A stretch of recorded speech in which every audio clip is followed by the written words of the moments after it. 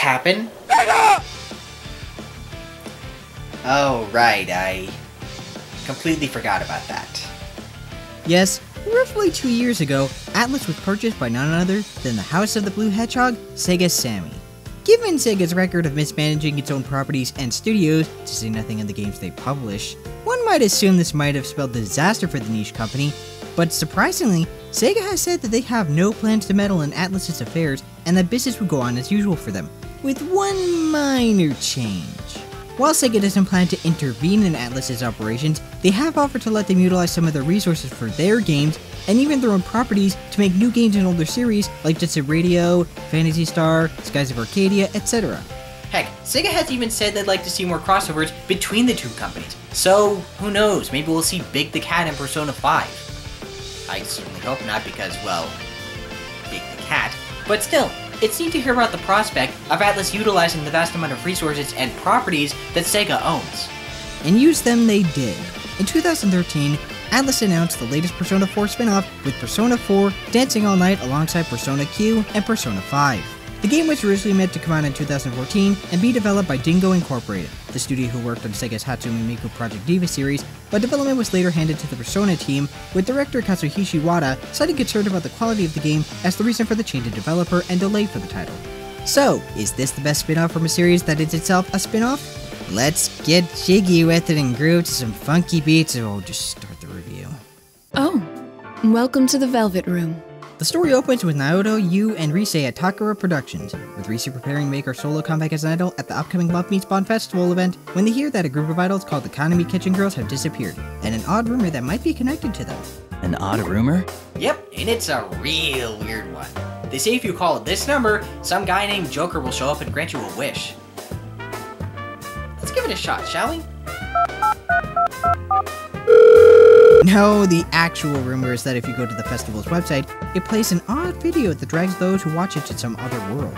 Seeing the similarity to the Midnight Channel from Persona 4, the investigation team gets together and try to figure out an answer to what's behind this mysterious video, the disappearance of Kanami Kitchen, and a new world called the Midnight State, where Persona can't be used to fight shadows, except when they play instrument because, well, if they could, frankly the story would be over in an hour, and there would be a distinct lack of dancing. If it sounds like it doesn't make much sense, it's only because it doesn't. The premise is as silly as it sounds, yet the game takes itself far too seriously.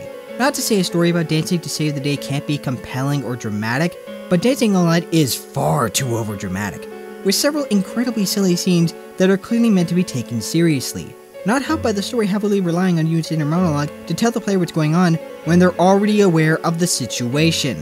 While the attempt to give him more character is appreciated, just having him narrate what he sees instead of his reaction to said sights, or having Margaret talk about how wonderful Yu is, does not compelling writing make. Yes, Yu, I get it, that's a clown, and a rather terrifying one at that. I can see that's a door, Yu, shut up! Just because you were the main character in Persona 4 doesn't mean every dang game involving you has to make you such a special snowflake!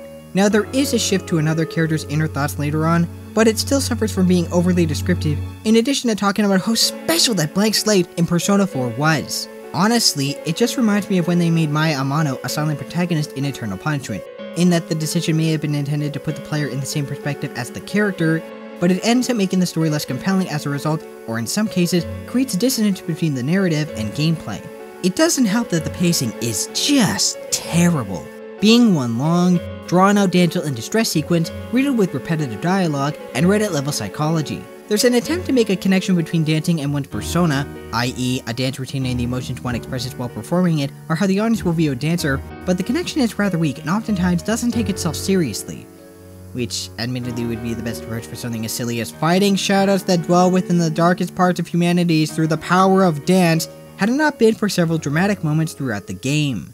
If there is one thing they did do justice to, it's the constant bickering between the group that dominated the original game. Credit where it's due, Dancing All Night does a fair job in keeping the characters in line with how they were in Persona 4, and it doesn't boil them down like, say, Persona Q, but it doesn't provide any further development for them or the relationships they share with one another. There's a couple of funny lines here and there, but it's not enough to sustain a story filled to the brim with stupid moments. We shouldn't drag Konami into this, huh? I feel bad, but I won't tell her anything. Yeah, I agree. It's for her own safety. No, if she's a potential target, then the best thing to do would be to inform her of the current situation. Sure, she might not believe you, but it's better than doing nothing. In fact, weren't you warned about the potential danger and what could happen to you in Persona 4? What the heck, Rise? Or a supremely terrible cast of new characters, the standout being this fellow, who's only notable for the game treating them as a joke because they are possibly gay. Because that is apparently something to laugh at.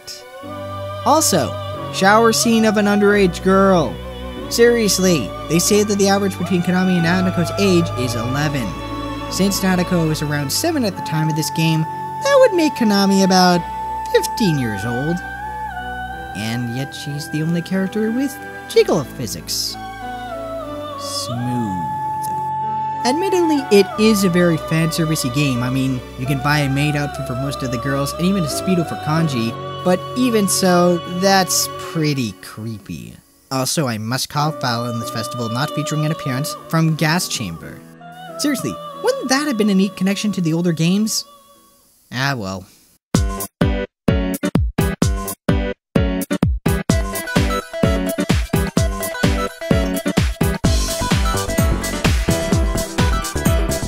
At its core, Persona 4 dancing is your standard rhythm game. Keep hitting the notes that appear on the screen at the right time to rack up a combo until a given song ends.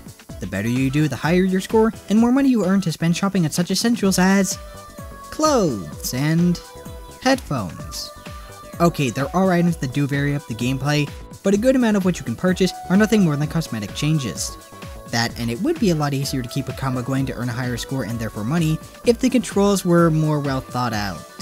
Using the control pad and face buttons works fine for hitting the regular notes, but then there's using the analog sticks to hit these circles, which is really awkward, especially on some of the slower songs. While it's a good thing that missing them doesn't break the combo or lower your overall performance, it doesn't change the fact that they should have been assigned to another pair of buttons like the shoulder pads instead of the analog sticks, especially when said circles help increase the time spent in fever mode, where more points are in per note, or activating it altogether. That said, it is helpful that a faint yellow or red circle appears along with the note that helps with timing them right, though it is hard to see it because of how bright and flashy everything in the background is on default.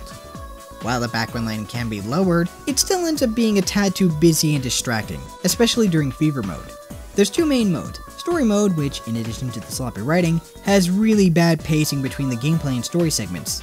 In fact, the first bit of gameplay only crops up after a little over an hour.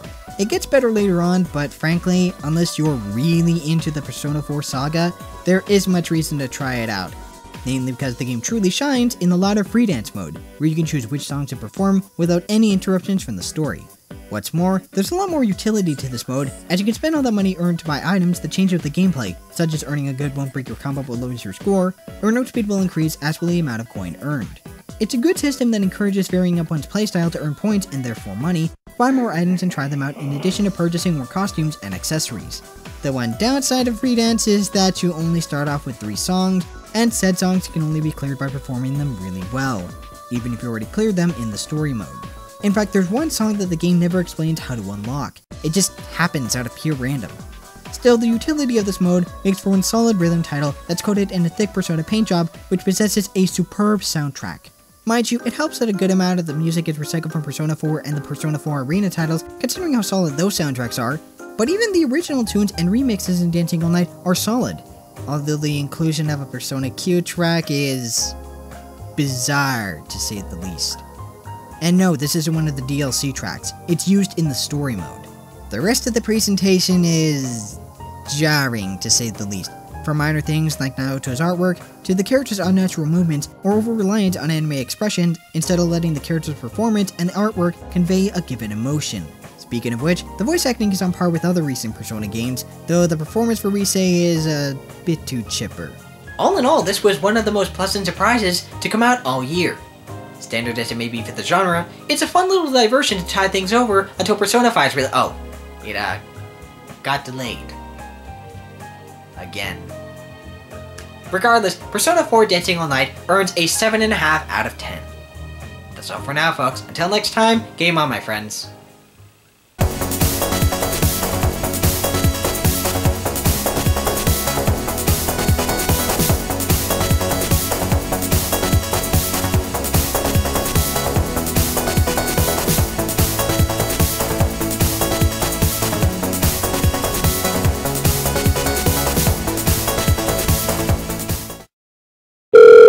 sorry, the number you have dialed is not in service at this time.